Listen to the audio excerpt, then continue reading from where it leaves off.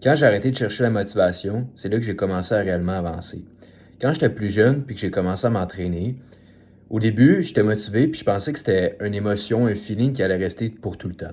Mais j'ai compris assez vite que la motivation, tôt ou tard, a fini par partir, par s'en aller. Puis il y a quelque chose d'autre qui commence à prendre sa place, puis c'est un affaire qu'il faut que tu développes. Puis ça s'appelle la discipline.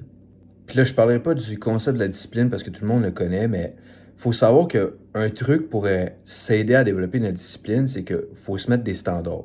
Faut avoir des standards pour nous-mêmes puis pour notre vie. Parce que les standards vont tout le temps battre tes émotions.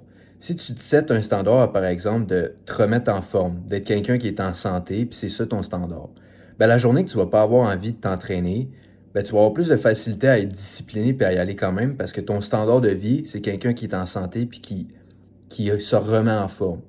Ça fait en quelque sorte partie de ton identité. Puis c'est ça qui va te permettre de développer ta discipline, puis qui va t'aider à la développer, puis qui va t'empêcher de dépendre de la motivation pour faire quelque chose, puis accomplir quelque chose. Puis c'est un sujet que je voulais parler parce que même si on en parle tout le temps de la discipline, puis qu'on dit que la discipline est plus importante que la motivation, ben on comprend jamais réellement de où est-ce que la discipline commence, puis comment qu'on fait pour réellement la développer. Fait que c'est un truc que tu peux te donner, puis tu peux te mettre des standards pour ta vie, puis ça va t'aider à tenir sur le long terme, puis à accomplir un objectif.